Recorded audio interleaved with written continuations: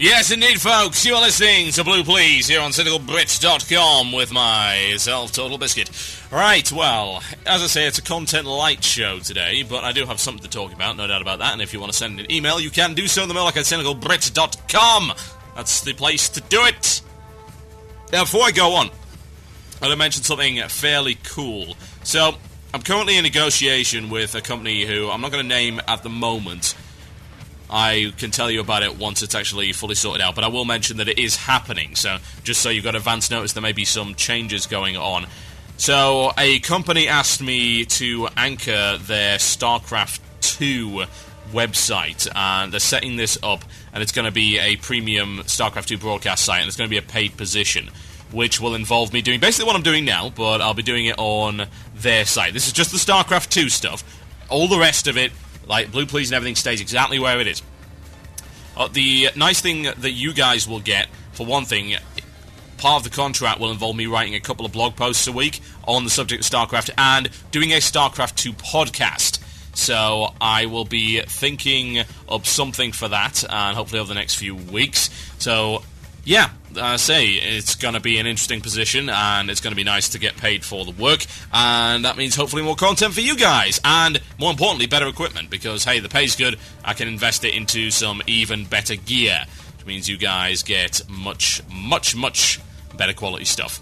So yeah, just making you aware of that, and I will give you more news on it over the next couple of weeks, as we get through all the legal stuff, get everything signed, and we'll see how it goes. But yes, Blue Please ain't going anywhere, that I can promise, and it's going to stay right where it is. Okay, let's talk a little bit about this auction thingy. So, a while ago now, there was an announcement, and that announcement said there's going to be a remote auction house. And the function of this was to allow you to sell and buy and browse the auction house without actually being in-game. Now, when it first was announced, I was in favour of it, and indeed I still am. In principle, I'm still in favour of it, as in, this is a really neat, cool system. It is. It's a really awesome idea. Now, why is it an awesome idea? Well, a lot of people have complained about it, but then again, this is the WoW community, they'll complain about literally anything. The idea in question is cool.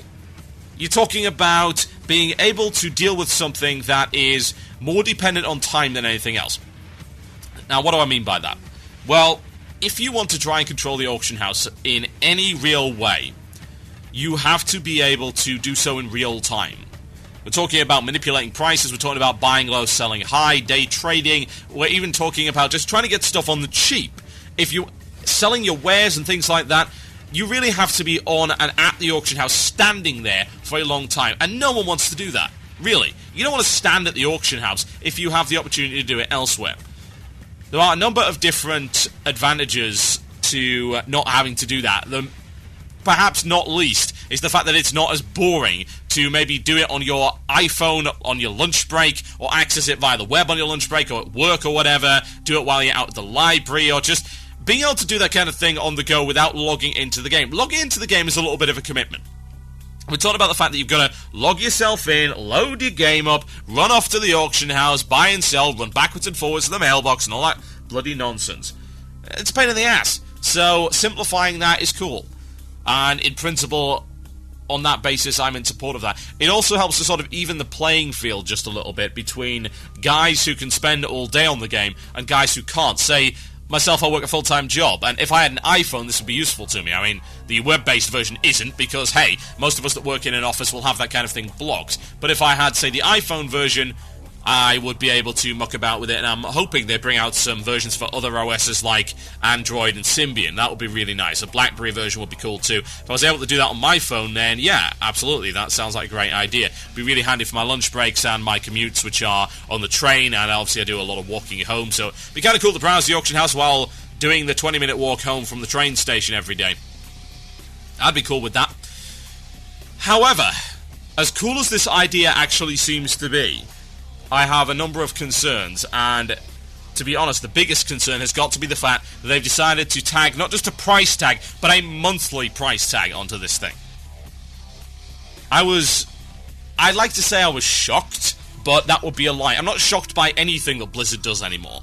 And we've already seen that Blizzard are willing to exploit people for everything they can get. They put a $25 reskinned horse into the game, and people lapped it up. It is only a matter of time before a bunch of elements of the game become microtransaction, assuming that people will tolerate it. Personally, I won't tolerate it if parts of the game that I want involve me having to pay for them. And we're talking about, say, if there's a premium instance or a class race combination or anything like that, something that should have been put in there for the subscription fee. In the case of this system, what you've got is something that required them to hire a new development team to do it. They needed a bunch of mobile developers. That was said so in a blue post, specifically. There was information about that. I'm sure there was a blue post around here somewhere. I've probably lost it now. Whatever the case... Ah, yes, there we go. No, that's not it. Whatever the case. They basically said that they had to hire a new development team for that, and this was to cover the development costs, and I'm fine with that. Here's the thing, though. It's to cover the development costs. Last I checked, those costs are done now, right? The development's finished. The app works. So, unless they're going to be now developing it for other OSs, and that's going to justify paying $3 a month forevermore, I might add, if you want to keep this service, then I don't really see how that is actually justifiable. That's the thing. I'll tell you what this is, in my honest opinion, folks, and that's what you want, that's what you come to this show for. This, to me, is a stealthy way to increase the subscription fee for a portion of the player base. It's a stealth tax. Simple as that. What you're talking about is a system that is incredibly desirable, and because you are giving it to people, other people feel the need to have it. This is way beyond the whole TRH thing. Like, I want that horse because the friend's got it. This is, oh god, this app is actually negatively affecting my game, and in order to be as competitive as these guys on the auction house, I now have to buy this app. And not only do I have to buy it, but I've got to pay for it every single month in order to maintain equality with the rest of the player base. This is beyond peer pressure. This is actual in-game pressure. In order to be competitive, you have to have the app. It's as simple as that. Any one of us that goes to work and can't just log on to WoW whenever he damn well feels like it. Even more so than last time. Because now what you're doing is you're increasing the number of people that can effectively be on the auction house 24/7. Of course, they're not going to be there 24/7 per se, but they have access to it wherever they are and just whenever in the day. Whereas before they didn't. Which means that changes the entire landscape of the economy. There's no doubt about it. Now, there is a limit on how many auctions you can have, but it's in the hundreds, as I recall. So, it's not like it's a case where, oh god, you're going to use this thing and you'll be able to do thousands and thousands of auctions, and you think, well, okay, that's good, right? I mean, that stops the auction house being manipulated. No, it doesn't at all. It really, really does not. Let's be honest.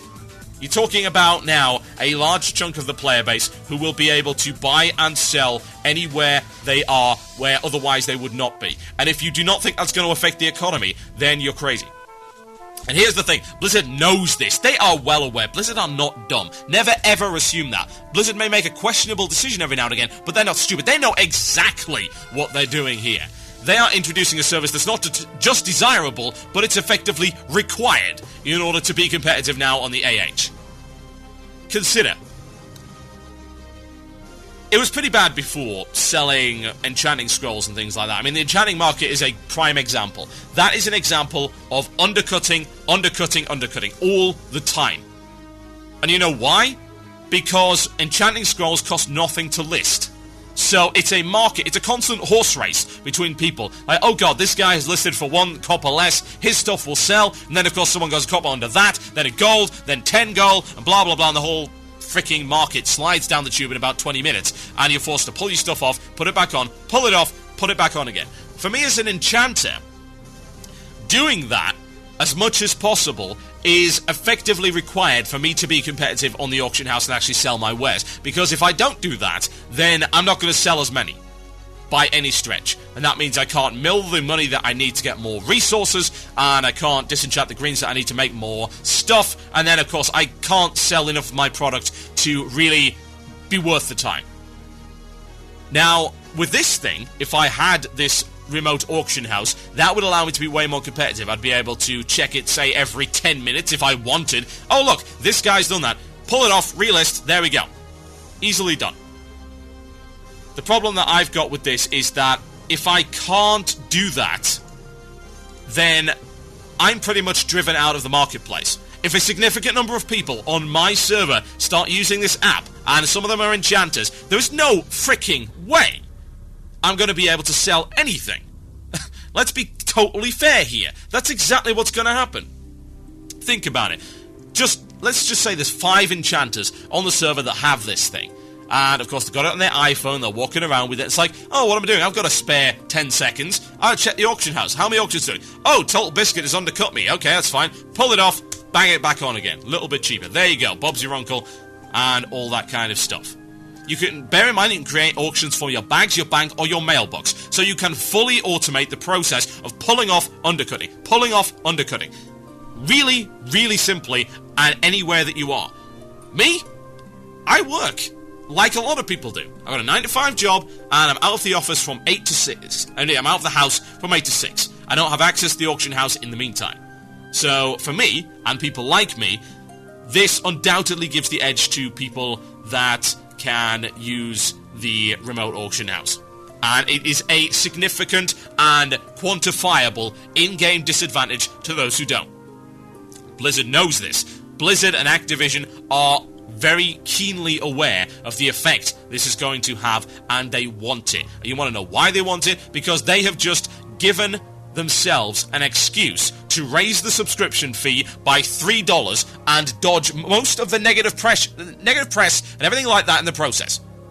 Because if they actually upped their subscription fee, people would leave in droves. But they're not actually upping it, are they?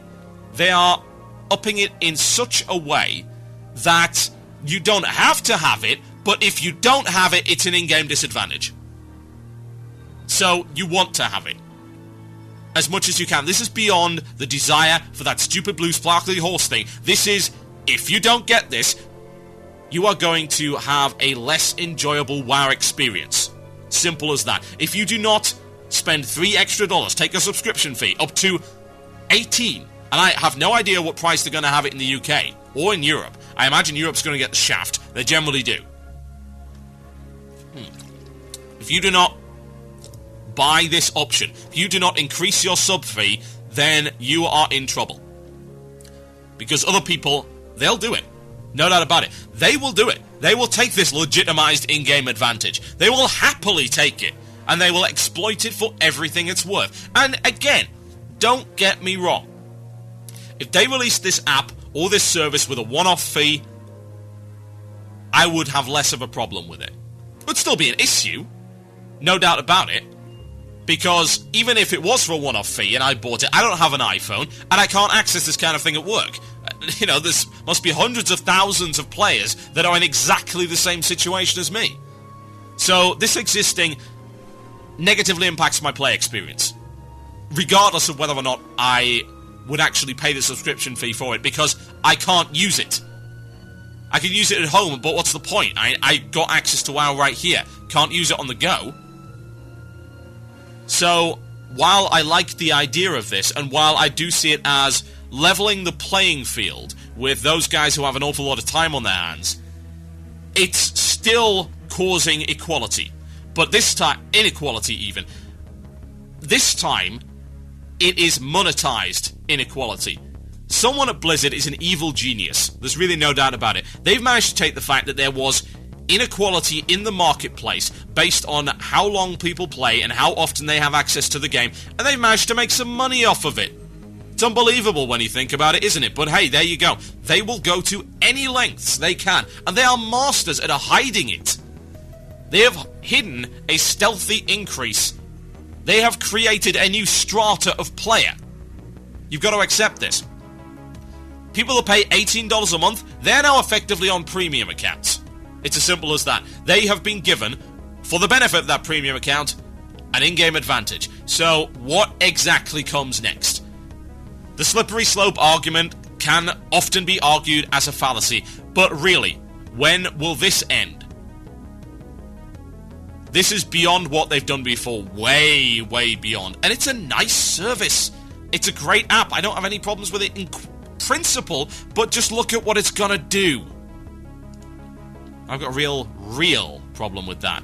My name is Total Biscuit. You are listening to the one and only Blue Police here on thingie.com. I am going to be right back after this, folks. Enjoy.